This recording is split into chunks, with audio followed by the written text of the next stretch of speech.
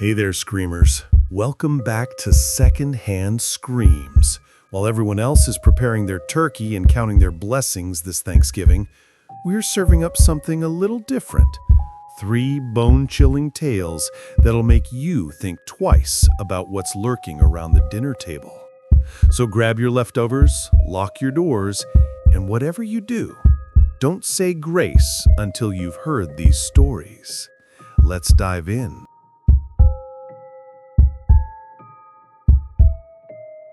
I stand in Grandma Iris's kitchen with my hands dusted in flour, and the house smells like it always did. Cinnamon, wood smoke, and something underneath I never had a name for. 32 of us this year, the most we've ever had for Thanksgiving at the farmhouse. My cousin Derek is carrying in firewood through the mudroom. My sister Amanda is chopping onions at the island, crying in the good way. Through the window over the sink, Vermont spreads out in that particular November gray that makes everything look like an old photograph. I'm making Grandma Iris's Parker House rolls. I have her index card in front of me, the one with the grease stain in the corner and her handwriting that got shakier every year. She died in August, 93 years old, in her sleep, in the bedroom upstairs, where I can hear my uncle's kids running back and forth right now, shaking the floorboards. The farmhouse sits 3 miles off Route 14, at the end of a dirt road that turns to mud in spring and ice in winter. White clapboard, wraparound porch, barn out back that we don't use anymore, 4 bedrooms upstairs, living room and kitchen down, basement with the old root cellar that still smells like earth and potatoes. The nearest neighbor is a 1/4 mile through the woods. We all arrived yesterday, some by car, some flying into Burlington and carpooling, and we'll leave Sunday. That was the plan.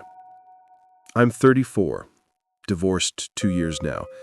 I teach middle school English in Connecticut, which means I grade papers in my apartment and eat dinner standing up, and haven't been home for Thanksgiving in 5 years. But Grandma Iris is gone now, and my mother called in September and said we're doing it right this year, all of us, the way Iris would have wanted. So here I am, measuring flour, while my daughter Emma, 7 years old, missing her 2 front teeth, sits at the kitchen table making a construction paper turkey with my niece, Sadie. The dough is coming together under my palms. I can feel my grandmother in this motion. She taught me when I was Emma's age, her hands over mine, pressing and folding. The kitchen is full. My Aunt Claire is basting the turkey. My cousin Marcus is arguing with his husband about whether sweet potatoes need marshmallows. Someone has put on the Macy's parade in the living room, and I can hear the announcers' voices mixing with the laughter of children and the general hum of 32 people filling a house built for 8. My mother comes in from the dining room, where she's been setting the long table we assembled from the regular table, plus 2 card tables and a piece of plywood. "Have you seen the gravy boat?" she asks. "Basement, in one of those boxes from the estate sale stuff." She nods and heads for the basement door, the one next to the pantry. I watch her disappear down the wooden steps, and I return to the dough. My hands are warm. The kitchen windows have started to fog at the edges. It starts with small things. On Wednesday night, Emma says her stomach hurts. Not bad, just uncomfortable. I give her ginger ale and send her to bed in the room she's sharing with Sadie and 2 other cousins. I'm in the next room, in a twin bed that used to be my mother's when she was young. The mattress smells faintly of mothballs and lavender. Thursday morning, I wake to pale light and the sound of wind. I look out the window and see snow. Not flurries, real snow, coming down in thick curtains, already 3 inches deep on the porch railing. It's early, just past 6, but I can hear movement downstairs, the furnace cycling, footsteps.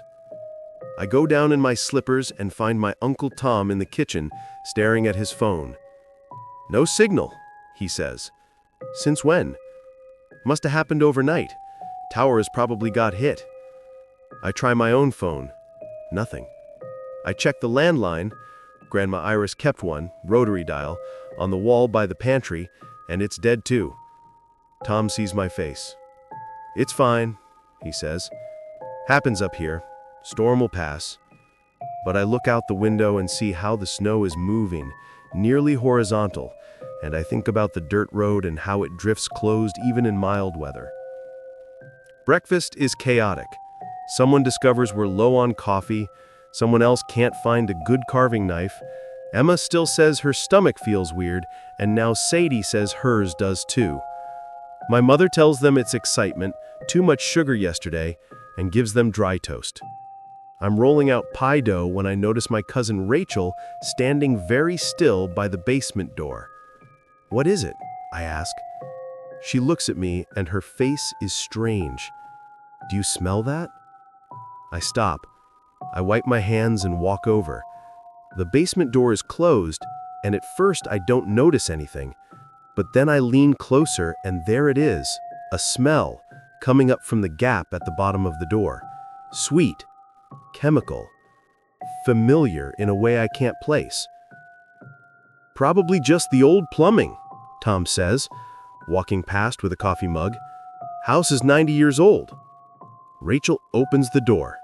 The smell gets stronger.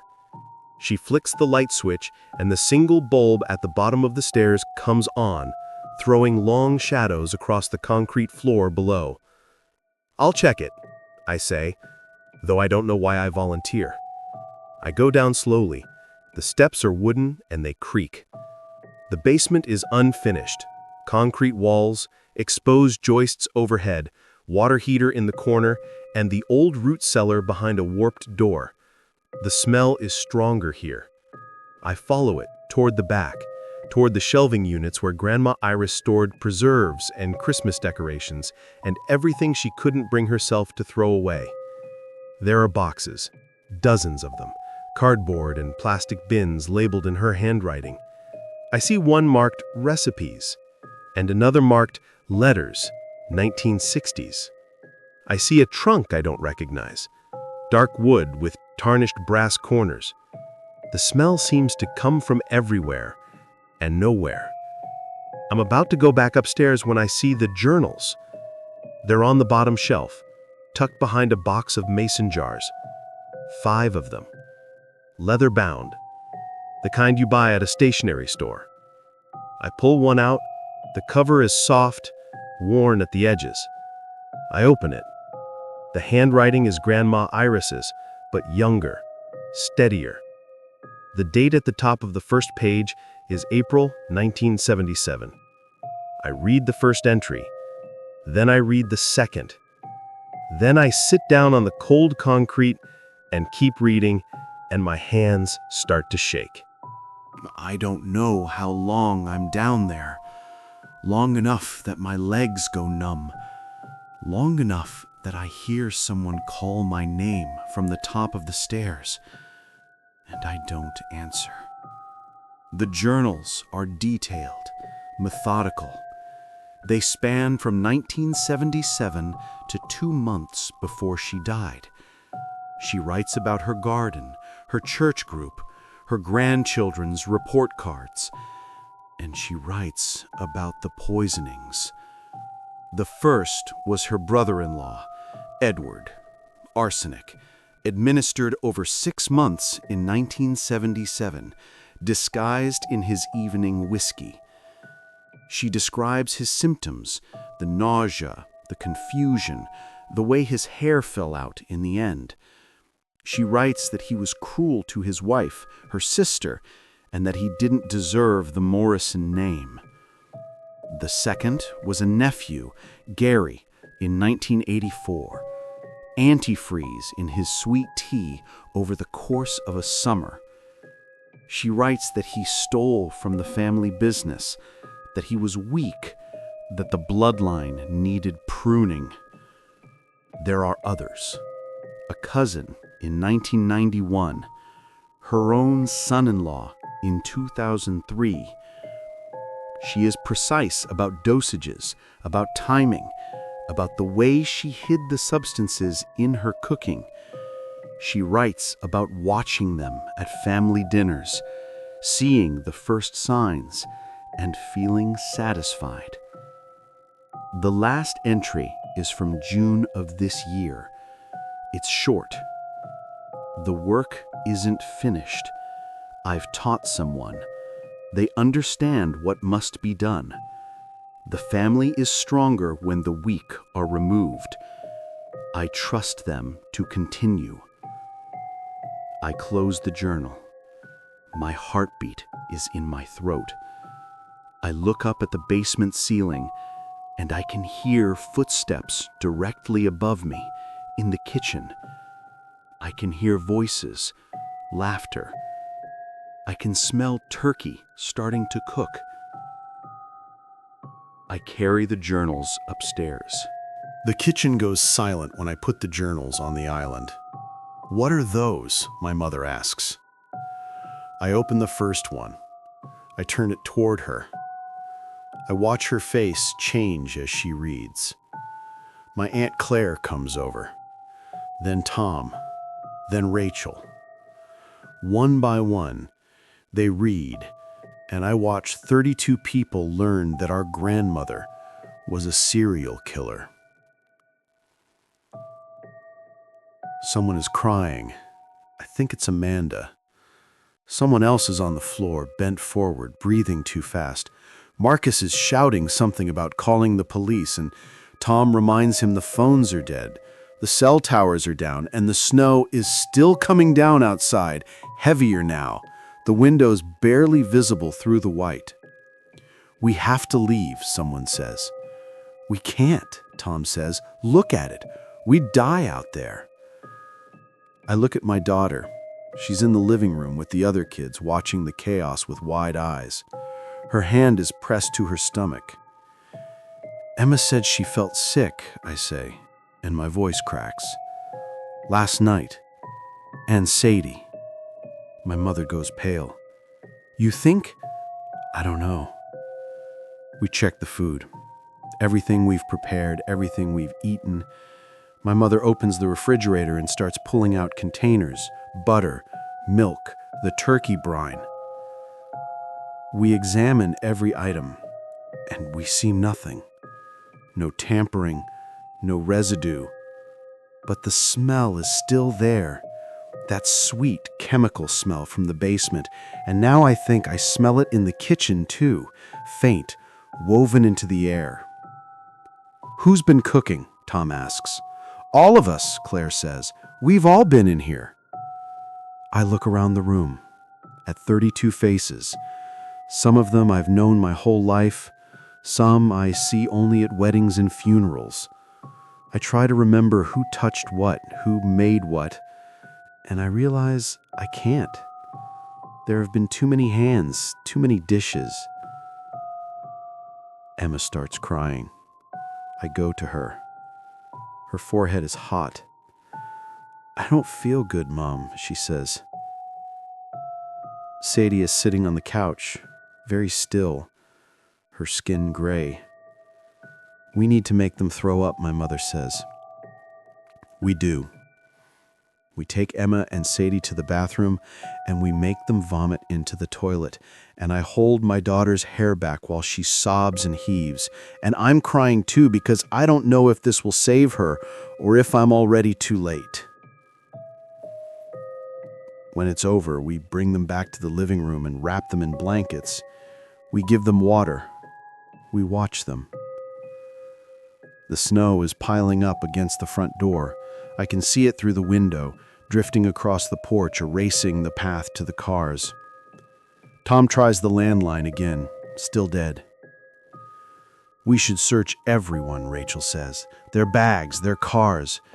Maybe there's evidence." "Evidence of what?" Marcus says. "We don't even know who it is." "Someone who knew Grandma well," I say. "Someone she trusted. Someone who wanted to learn." I look around. My mother, my aunts and uncles, my cousins. Faces I love. Faces I thought I knew. "It could be any of us," Claire says quietly. We search anyway. It takes hours. We go through suitcases, coat pockets, medicine cabinets. We find nothing. No vials, no powder, no syringes. We find vitamins and aspirin and prescription bottles with names that match their owners. We find nothing that doesn't belong. By the time we finish, it's late afternoon and the light is failing. The turkey is still in the oven, dry now, forgotten. No one is hungry. Emma and Sadie are asleep on the couch. They're breathing. Their color is better. I sit next to Emma and put my hand on her chest, feeling it rise and fall. Maybe it was nothing, Amanda says. Kids get stomach aches. But we all heard what she said. Maybe. We eat crackers for dinner. Plain crackers from a sealed box we watched Tom open. We drink water from the tap, and we watch each other drink to make sure no one hesitates. No one refuses. We decide to sleep in shifts. 2 people awake at all times, downstairs, watching. Tom and Marcus take the first shift. I take Emma stairs to bed, and I lie next to her in the dark, listening to her breathe, listening to the house settle and creak, listening to the wind howl around the corners of the walls. I wake to silence. It's the middle of the night. The room is black, except for the faint glow of snowlight coming through the window. Emma is still asleep beside me, warm, breathing steady. I get up. I don't know why. Something pulled me awake. Some absence of sound that shouldn't be absent. I go to the door and open it. The hallway is dark. I can hear snoring from one of the other rooms. I go to the stairs and start down, slowly, my hand on the railing. The living room is empty. Tom and Marcus are supposed to be here, sitting in the chairs by the fireplace, keeping watch. But the chairs are empty. The fire has burned down to embers, casting a faint orange glow across the floor. "Tom," I whisper. No answer. I move through the living room, past the couch where the kids were sleeping earlier, and I see that the basement door is open, just a few inches. The smell is back, stronger now, that sweet chemical smell, and underneath it, something else, something rotten. I should go back upstairs. I should wake everyone, but I don't. I walk to the basement door, and I push it open, and I look down into the darkness. The light is off. I reach for the switch and flip it. The bulb comes on, weak, flickering, and I see the stairs descending into the concrete space below. "Tom?" I call again, louder this time. I hear something, a scraping sound. Metal on concrete. It's coming from the root cellar. I go down the stairs. Each step feels like a mistake. My heart is pounding so hard I can feel it in my jaw, in my temples. I reach the bottom, and the smell is overwhelming now, thick enough to taste, sweet and chemical and decayed. The root cellar door is open. I see the light from my phone. I'm holding it now. I don't remember pulling it out, and I shine it into the cellar. The beam cuts through the darkness and lands on the far wall, on the shelves where Grandma Iris kept her preserves. There are jars, dozens of them, mason jars with metal lids, filled with liquid. The liquid is dark. Some of the jars are labeled in her handwriting. Peach, 1985. Tomato, 1998. Strawberry, 2004. And in the center of the room, on the floor, is Tom. He's sitting with his back against the wall. His head is tilted forward. There's vomit on his shirt, dark and thick. His eyes are half open, staring at nothing. I drop to my knees beside him. Tom! Tom, wake up! I shake him. His skin is cold. I press my fingers to his neck, searching for a pulse, and I find nothing. I hear a sound behind me. I turn, and someone is standing in the doorway of the root cellar, silhouetted against the light from the basement. I can't see their face. They're holding something in their hand. A jar, I think. One of the jars from the shelf. Who? I start to say, but my voice breaks. They step forward, into the light from my phone. I see their face. It's my mother. She's smiling. Not a big smile. Just a small, satisfied curve of her lips. The same expression Grandma Iris used to make when she'd finished something difficult, something she was proud of. He drank it, she says. Her voice is calm, conversational. The tea I made earlier, he always liked my tea. I can't move. I can't speak. I'm staring at her, at this woman I've known my entire life, and I don't recognize her. You read the journals, so you understand. No, I whisper. She taught me, my mother says, years ago. I was the only one who understood, the only one who saw what she saw. The family is everything, and it has to be protected. Tom was weak. He gambled. He lied. He didn't deserve to carry the name. She takes another step toward me. I scramble backward, my hands slipping on the concrete. You're not weak, she says. I've always known that. And Emma, she's strong too. You'll teach her when she's ready, the way Grandma taught me. No, I say again, louder this time.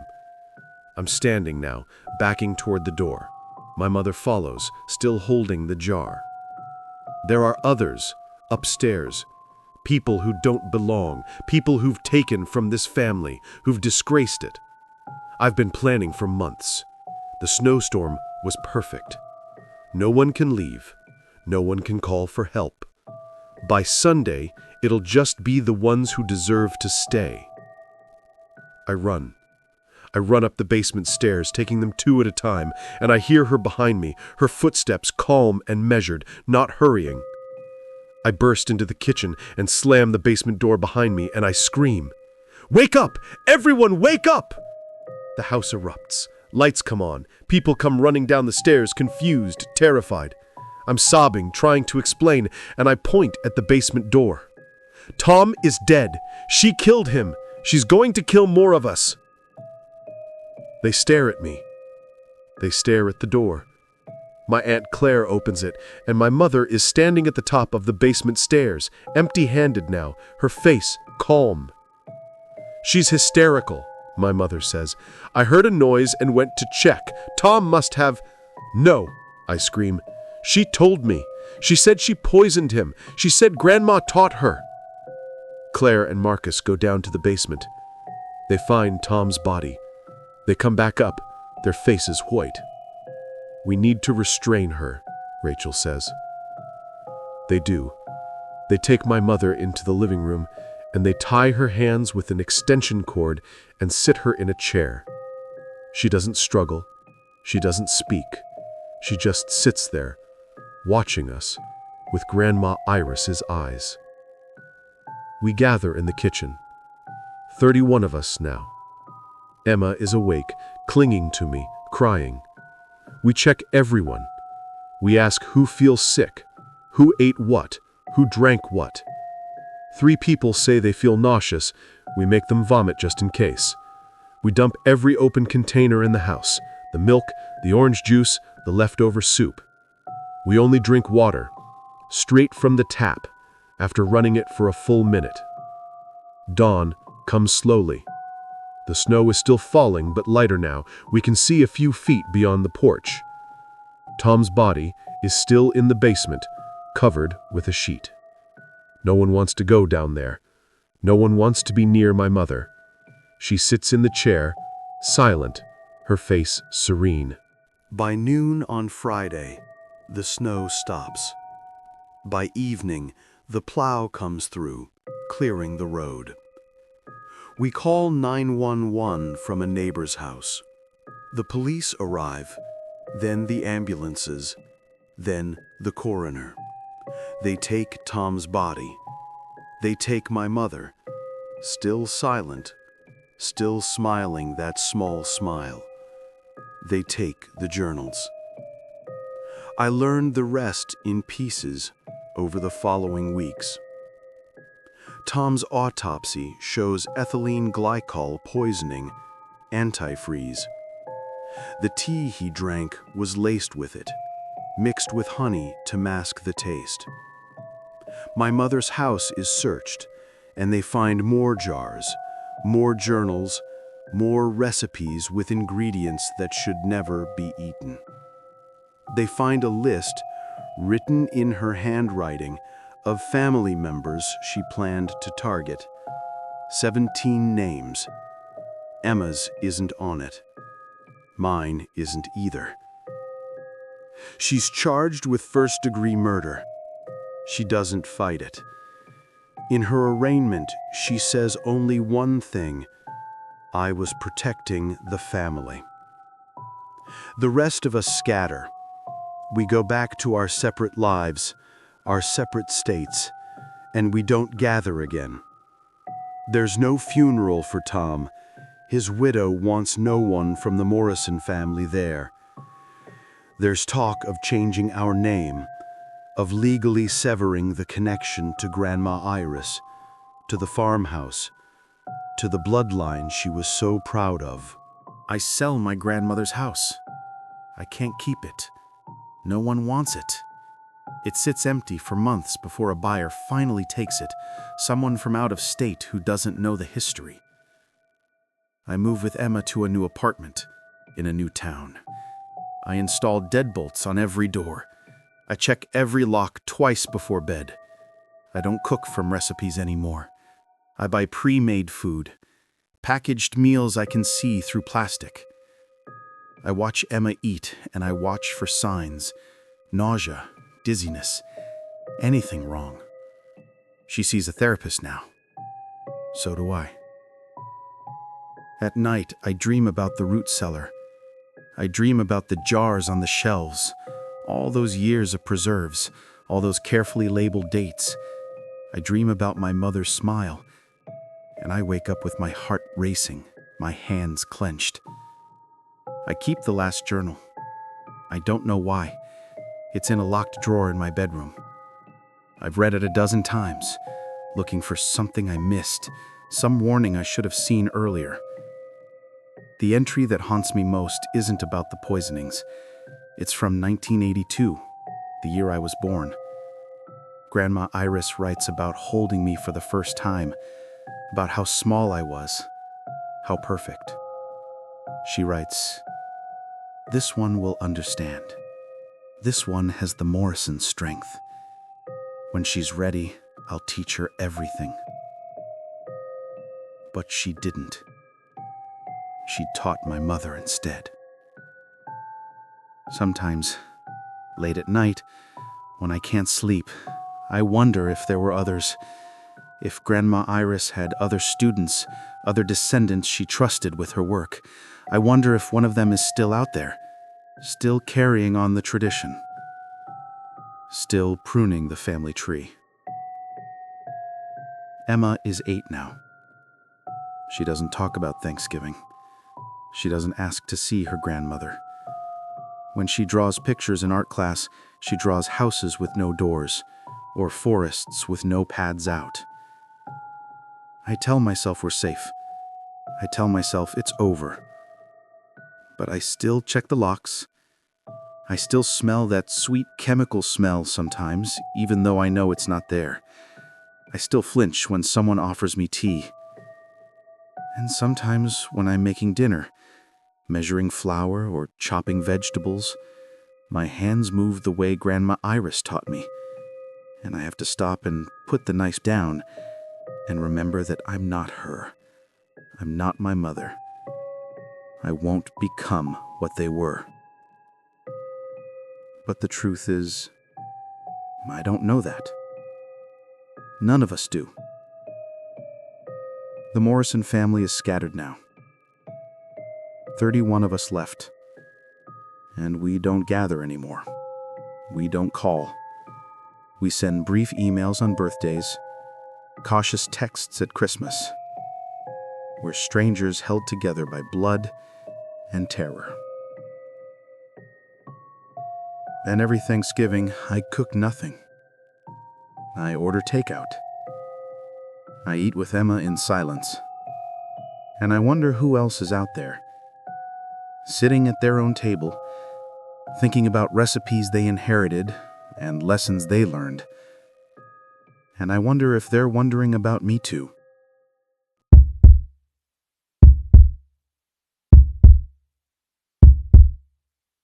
I've been volunteering at St. Catherine's Soup Kitchen every Thanksgiving since I moved to Detroit in 2008. 17 years now. The building sits on the corner of Gratiot and McDougal, a converted rectory with high ceilings and radiators that clank like someone tapping on pipes. The kitchen runs the length of the back wall. Industrial sinks, steel prep tables, and a 6-burner stove that heats the whole space by mid-morning. November in Detroit means the windows fog over by 10 a.m., condensation running down the glass in uneven streams. I'm 34, single. I work as a data analyst for an insurance company downtown. And Thanksgiving is the one day I feel like I'm doing something that matters beyond spreadsheets and risk assessments. My apartment is 12 minutes away, a third-floor walk-up that faces an alley. My parents died in a car accident when I was 26. No siblings.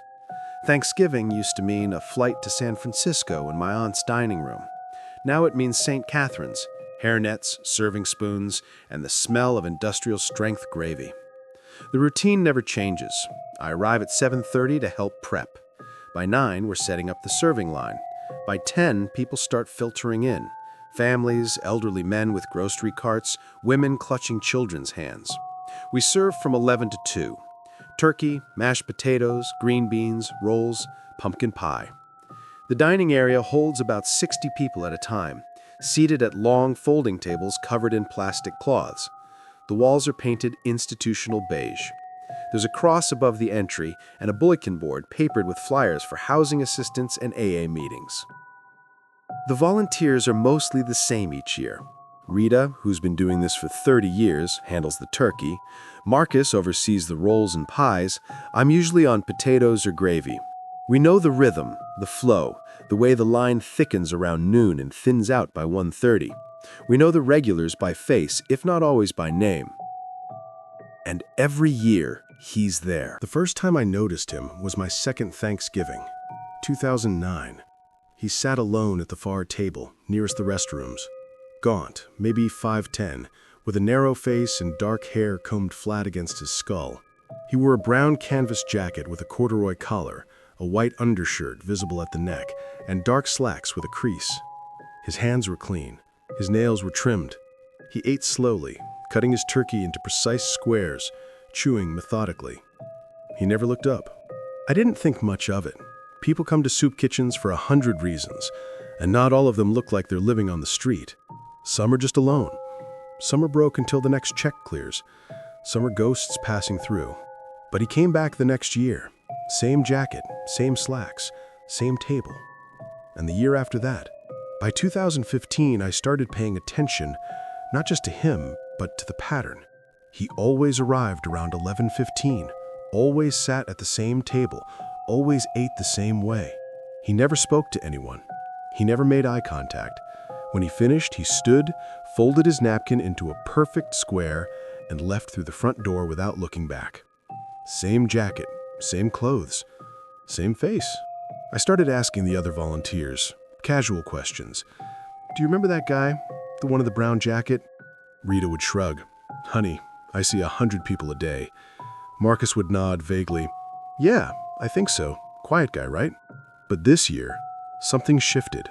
It started with the sign-in sheet. We keep them for records for grant applications to show how many people we serve. They're stored in a cardboard filing box in the back office, stacked by year. I've never looked through them before, I've never had a reason. But this year, when he walked in at 11:15, I saw him sign the sheet at the entry table. His handwriting was small, neat, slanted slightly to the right. I watched him write his name, Thomas Farrow, and the date, and I thought, I've seen that signature before. I waited until the lunch rush thinned out. Around 1:30, I slipped into the back office. The filing box sat on a metal shelf beside a stack of hymn books. I pulled out this year's sheet first, found his name. Then last year's, 2023. There it was, same signature. I kept pulling sheets, 2015, 2010, 2005. The signatures matched, perfectly. Same loops, same slant, same pressure. Then, I found the 1987 sheet. The paper was yellowed, the ink faded to a rust-brown color. The handwriting was still legible. Halfway down the second column, Thomas Farrow. I stared at it. The ink was old, the paper was brittle at the edges, but the signature was identical. I heard footsteps behind me. Rita stood in the doorway, wiping her hands on a towel. "You okay, Sarah?" I held up the 1987 sheet. "This man, Thomas Farrow, he's been coming here since at least 1987. Rita's face went blank. Not surprised, not confused, just blank. "Yeah," she said quietly. "We've seen him." "For 37 years? She folded the towel, smoothing the creases. "Some people just keep coming back." "He hasn't aged." Her mouth tightened. She glanced over her shoulder, then stepped into the office and closed the door. The latch clicked softly. "We don't ask questions, Sarah." "What does that mean?" "It means some things are better left alone." "You're telling me he's been eating here for almost 4 decades, wearing the same clothes, looking the same, and no one has ever asked who he is?" Rita looked at me for a long moment. Her eyes were tired. "I've been doing this for 30 years. I've seen a lot of things, a lot of people. Some of them, they're not like us. They're here for reasons we don't understand, and we don't interfere. We serve the meal, we clean up, we go home." "That's not an answer." "It's the only answer you're going to get." She left the door open when she walked out. I went back to the dining area. Thomas Farrow was still at his table, finishing his pie. He cut it into small bites, each one identical. His hands didn't shake. His face didn't change. I walked over. My pulse was loud in my ears. "Excuse me, Thomas." He looked up. His eyes were pale blue, almost colorless. He didn't smile. He didn't frown. He just waited. "I was wondering," I said, keeping my voice steady, "how long you've been coming here?" He set down his fork. The metal made no sound against the plate. "A long time. Since 1987. His head tilted slightly. Not surprise. Acknowledgement. "Yes." "That's a long time." "Yes." "Do you live nearby?" He folded his napkin into a square, the corners perfectly aligned. "I do." "I've never seen you anywhere else." "No, you wouldn't." He stood. He was taller than I expected, his frame thin but not frail. He picked up his tray, carried it to the dish bin, and walked toward the front door. I followed.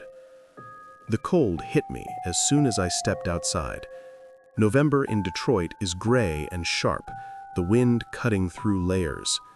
Thomas Farrow walked east on Gratiot, his hands in his jacket pockets, his stride even and unhurried. I stayed half a block behind. The sidewalk was mostly empty. A few cars passed, their tires hissing on damp asphalt. The sky was the color of wet concrete. Thomas didn't look back. He turned south on Shane, past a vacant lot filled with crumbled brick and frozen weeds. The buildings here were older, half of them abandoned, windows boarded or broken. He stopped in front of a narrow row house, 3 stories, red brick, most of the mortar crumbling. The front door was painted dark green, the paint flaking. He pulled a key from his pocket and unlocked the door. I crossed the street and watched from behind a bus shelter. He went inside. The door closed. I waited. 5 minutes? 10. The windows on the first floor were covered with yellowed curtains. No light came through. I walked across the street and stood on the sidewalk. The house was silent. No sound of movement, no flicker of a television, just stillness. I climbed the 3 steps to the front door. The wood was warped, the threshold stained dark. I knocked. No answer. I knocked again, harder. The sound echoed inside, hollow and flat. The door opened. Thomas Farrow stood in the doorway. He looked at me without expression. "You followed me. I need to understand. Why?" "Because you've been coming to St. Catherine's for 37 years and you haven't aged a day. Because no one will talk about it. Because something is wrong." He stepped back. "Come in." The air inside was cold, colder than outside. My breath misted in front of me. The entry hall was narrow, the wallpaper peeling in long strips. A staircase led to the upper floors, the banister loose. The floor was bare wood, scuffed and uneven. He closed the door behind me. The latch clicked. "This way," he said. He led me to the back of the house, through a doorway into what must have been a dining room. A single wooden table stood in the center, surrounded by 4 chairs. The walls were bare except for a mirror above the mantel, its glass clouded with age. He gestured to a chair. "Sit." I sat. The chair creaked under me. Thomas Farrow stood by the mantel, his hands clasped behind his back. "You want to know why I come to St. Catherine's?" he said. "Yes." "Because I have a debt." "What kind of debt?" He turned to face me. His eyes were flat, colorless. "The kind that can never be repaid." My throat tightened. "I don't understand." "In 1955, I killed a man." "It was Thanksgiving," he continued. "I was 23. I'd been drinking. I was angry. I don't remember what I was angry about. It doesn't matter.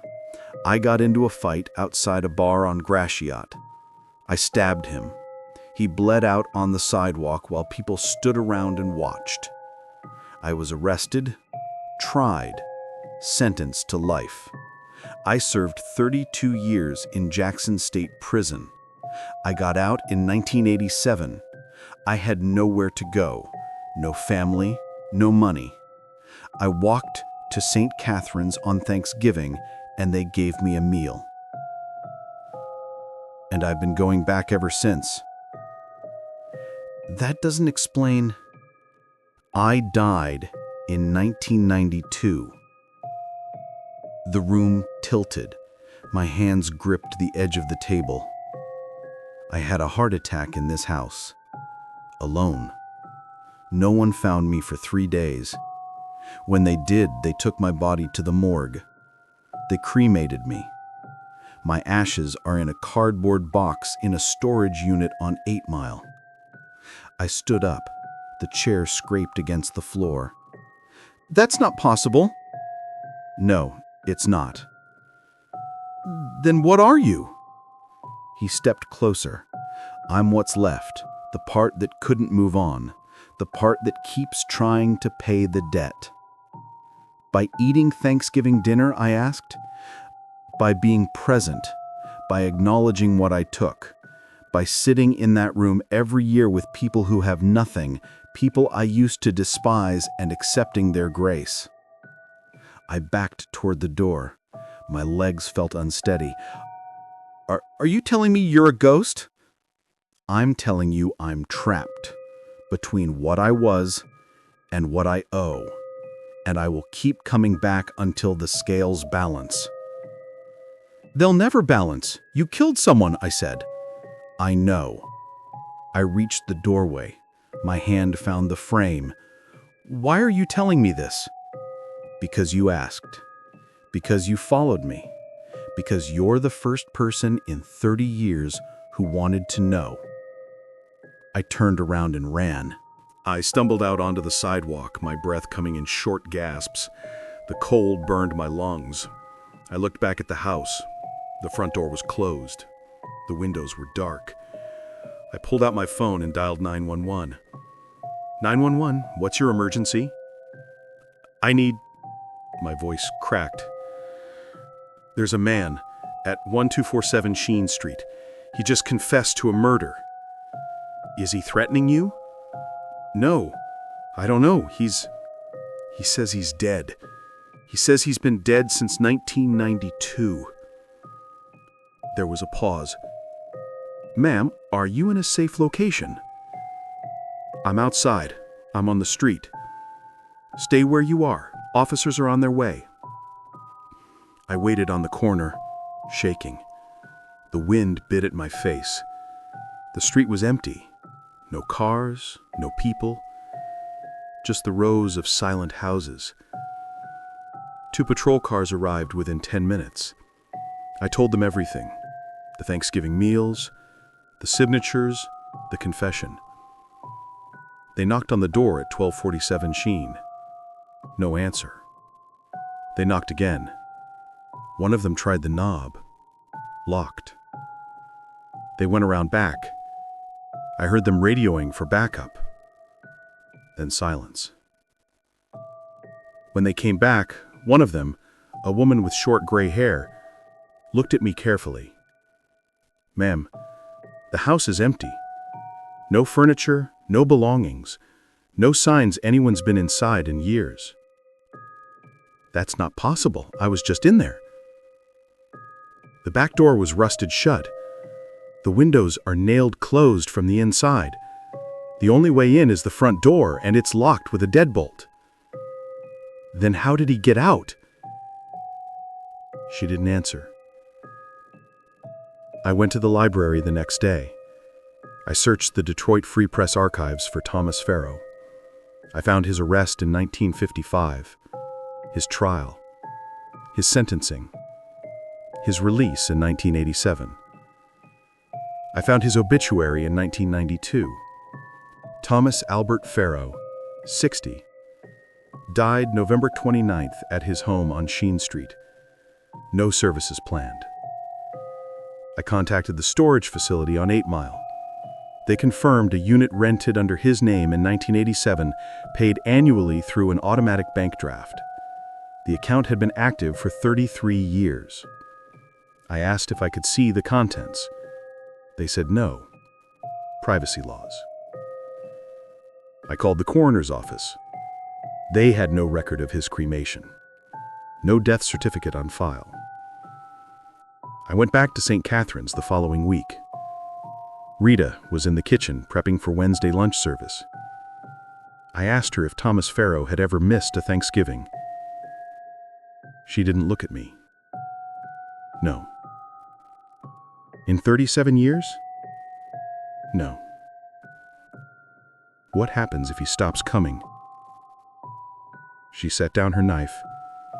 Her hands were shaking. I don't know, and I don't want to find out. I changed my locks that night. I installed a chain. I bought a security camera for my front door and another for the alley window. I checked them every night before bed. I still volunteer at St. Catherine's. I still serve Thanksgiving dinner, but I don't go into the back office anymore. I don't look at the sign-in sheets. I see Thomas Farrow every year. Same table, same clothes, same methodical way of eating. He never looks at me. He never acknowledges what I know. But last Thanksgiving, when I was clearing tables, I found his napkin. He'd left it on his plate, folded into a perfect square, and written inside in faded blue ink were 2 words: "Thank you." I didn't sleep that night. I lay in bed, staring at the ceiling, listening to every creak and shift in the building. My apartment felt too small. The walls felt too close. I kept thinking about the cold inside that house, the emptiness, the flatness in his eyes. I still think about it. I've started driving a different route to work. I avoid Gratiot. I avoid Chenet. I don't walk alone after dark. I keep my phone charged. I keep the lights on.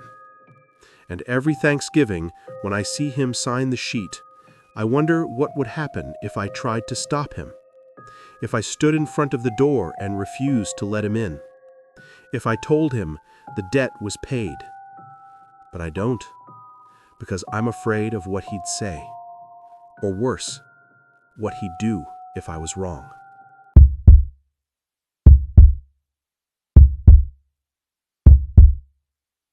The fluorescent lights hum their usual tone, a flat, mechanical note that's become part of the silence in Save Mart after hours.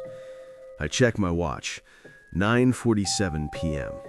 Thanksgiving Eve.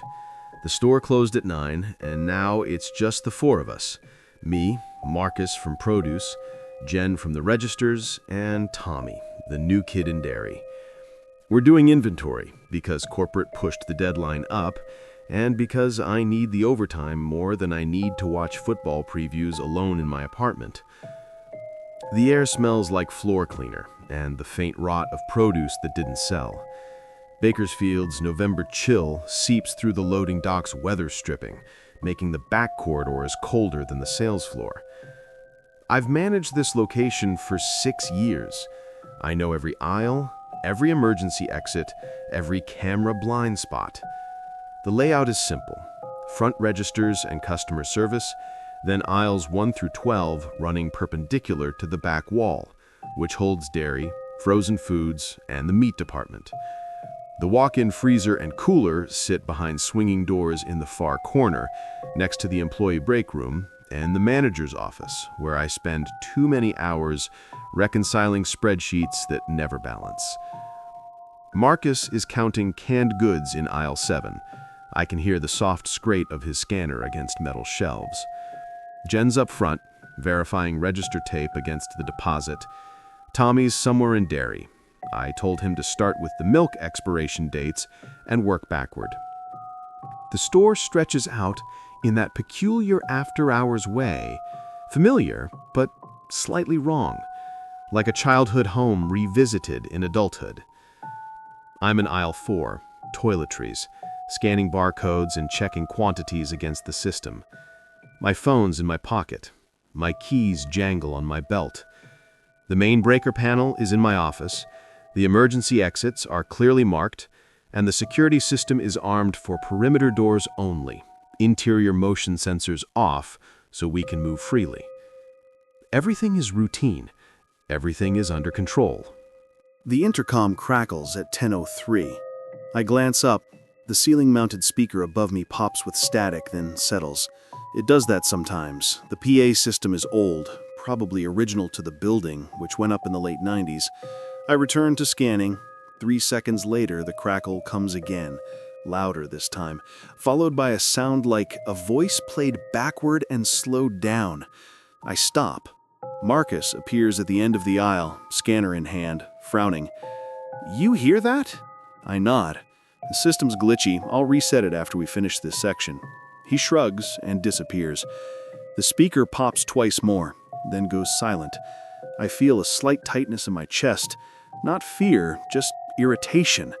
One more thing to fix. One more maintenance ticket corporate will take 3 months to address. I move to the next shelf, and the fluorescents above me flicker once, a quick dimming that barely registers. At 10:11, the intercom crackles again, and this time a voice comes through, warped, garbled, syllables stretched like taffy. I can almost make out words, something about grateful and offering. It sounds like the automated closing announcement, but wrong, slurred, as if the recording's been damaged or corrupted. The voice has a wetness to it, a strange thickness that makes my skin prickle. "David?" Jen's voice echoes from the front. "What is that?" "I don't know," I call back. "Ignore it, I'll check the system." I finish the aisle faster than I should, missing a few counts, and head toward my office. The back hallway is darker than the sales floor. Only every third light is on after hours to save electricity. My shoes squeak on the linoleum. The freezer and cooler doors are shut, their motors humming steadily. I pass the meat department, where steel tables gleam dully under the low light, and the smell of raw meat and bleach mingles in a way that's always turned my stomach. I unlock my office and flip on the light. The space is small, barely 10 by 10, with a metal desk, a filing cabinet, and a pegboard holding keys and schedules. The PA system control box is mounted on the wall, a beige metal rectangle with a few switches and a volume knob. I open it. Everything looks normal. I toggle the power off and on. The intercom clicks, then settles into silence. When I step back into the hallway, I notice something I didn't before. The emergency exit at the far end, the one leading to the rear parking lot, has a red light above it instead of green. Red means locked. But that door should be unlocked from the inside. Fire code requires it. I walk over and push the bar. It doesn't budge. I push harder. Nothing. A cold thread of unease winds through my gut. I pull out my phone and try the main exit at the front. "Jen, can you check the front doors?" Her voice comes back a moment later, thin and uncertain. "They won't open." My heartbeat ticks up. "What do you mean?" "I mean they won't open. The electronic locks are engaged." The store uses an electronic locking system tied to the alarm. During business hours, the doors are unlocked. After closing, the system locks them automatically, but they're supposed to open from the inside with a push bar. Again, fire code. Corporate installed a new system last year, and it's had issues, but never this. I try the back door again, slamming my shoulder into it. The metal is cold and unyielding. "Everyone come to the front," I say, louder now. They gather by the registers. Marcus with his scanner still in hand, Jen hugging herself, Tommy pale and wide-eyed. I explain the situation, keeping my voice steady. "The doors are locked. It's probably a system malfunction. I'm going to call corporate security and get an override code." I dial. The phone rings 4 times, then goes to voicemail. I try again. Same result. My hands are starting to sweat. I call 911. The line rings, then cuts to a weird static. Not a busy signal, just white noise. I look at my phone, full signal, but the call won't connect. I try again. Same result. "Let me try," Jen says. Her phone does the same thing. So does Marcus's. Tommy doesn't have his. He left it in his locker. The intercom crackles again, and this time the voice is clearer, still distorted, but almost intelligible. "Grateful offerings due." The words hang in the air, malformed and wet. The fluorescents flicker, a rolling wave of dimness that travels from the back of the store to the front, then steadies. "What the hell is going on?" Marcus says. His voice is tight, edged with something close to panic. I don't have an answer. I tell them to stay together while I check the breaker panel, maybe reset the whole system. As I turn toward the back, Tommy speaks up, his voice small. "Mr. Patterson, the freezer door was open earlier." I stop. "What?" "When I was in dairy, I saw the walk-in freezer door was open. Just a crack. I thought you or Marcus were in there, so I didn't close it." No one's in the freezer. My throat tightens. I say, "Come with me." We move as a group toward the back, a silent procession down aisle 12. The air gets colder as we approach the meat department. The fluorescents back here flicker intermittently, casting shadows that stretch and contract. The smell intensifies, bleach and raw meat, And something else. Something faintly sweet and rotten. The walk-in freezer door is ajar, maybe 6 inches. A thin line of cold vapor seeps out, curling along the floor. I stop several feet away, and the others cluster behind me. I can hear my own breathing. Too fast, too shallow. I reach out and pull the heavy door open. The freezer is large, maybe 15 by 20 feet, lined with metal shelves holding plastic-wrapped pallets of frozen goods. The temperature drops immediately, a shock of cold that makes my eyes water. And there, on the floor, written in what looks like ground meat and blood, are the words, "4 debts unpaid."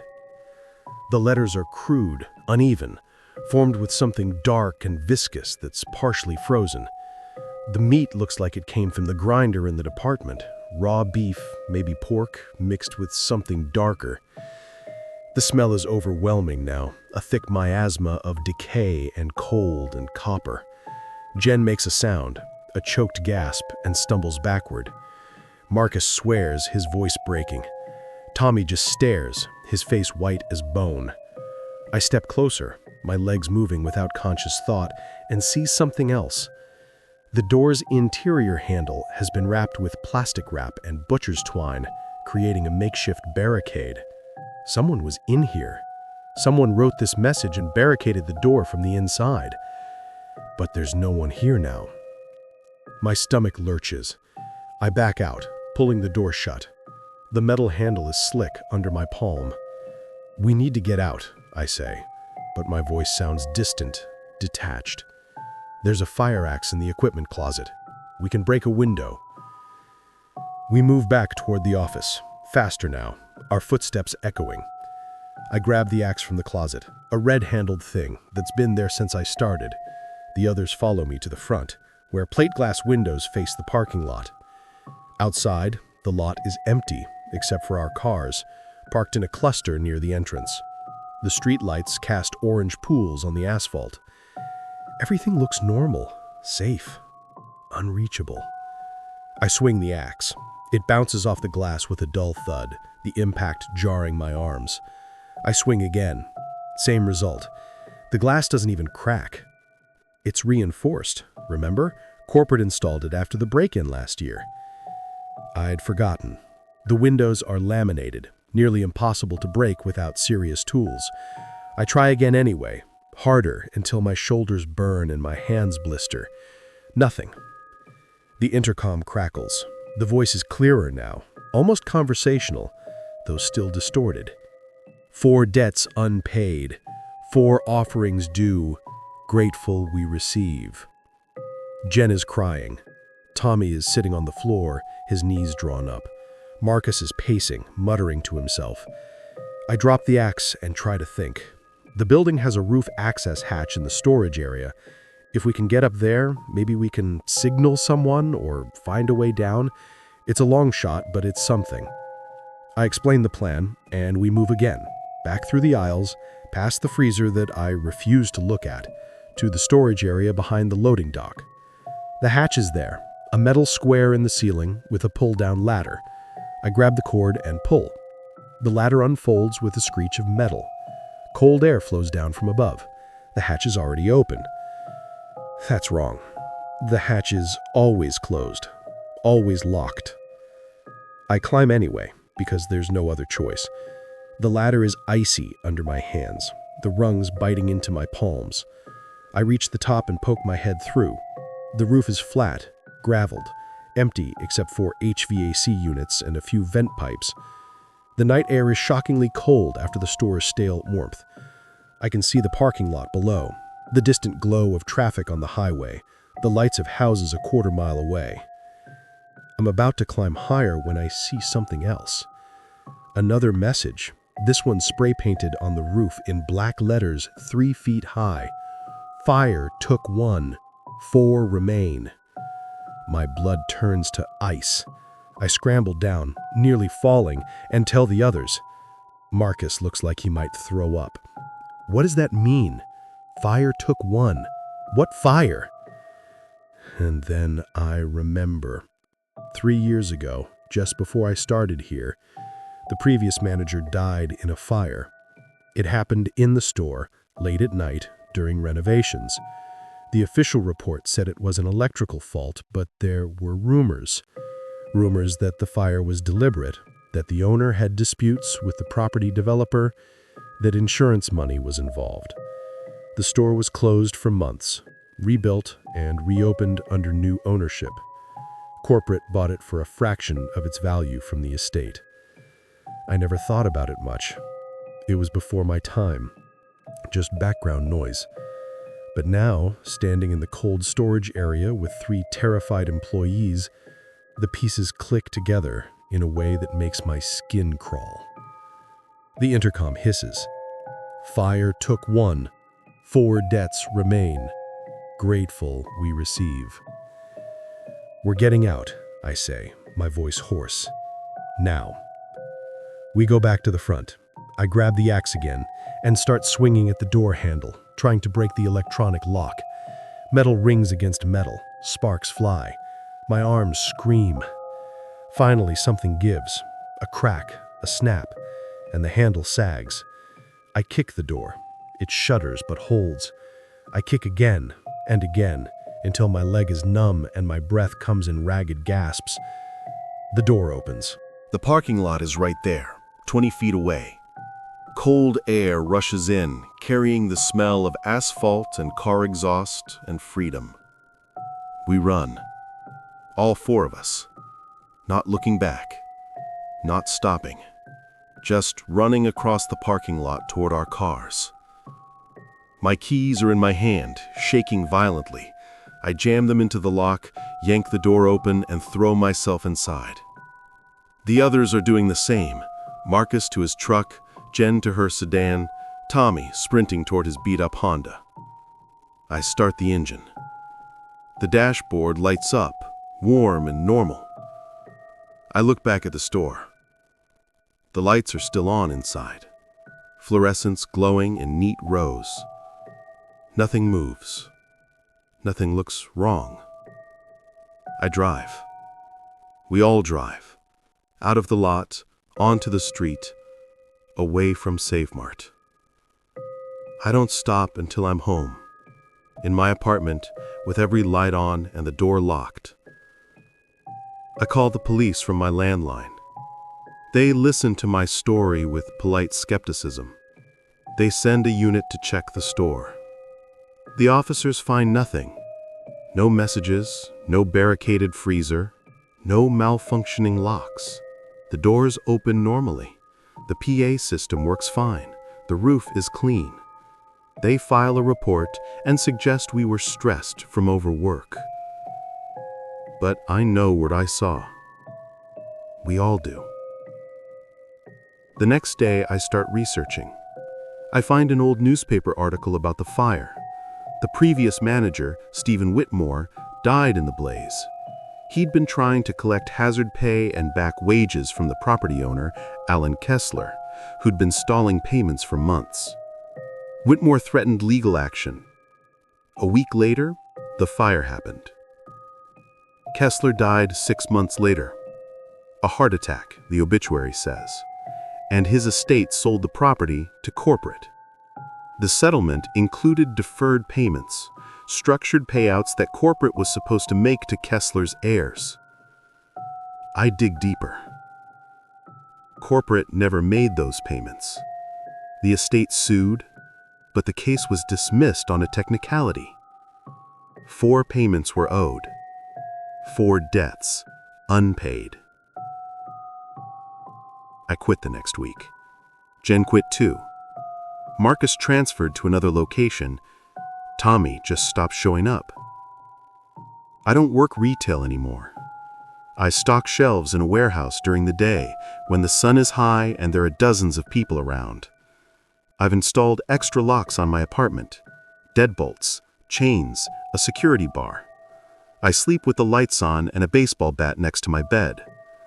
I don't listen to the radio anymore, because sometimes the stations cut out and I hear static that sounds almost like words, almost like grateful and offerings and debts.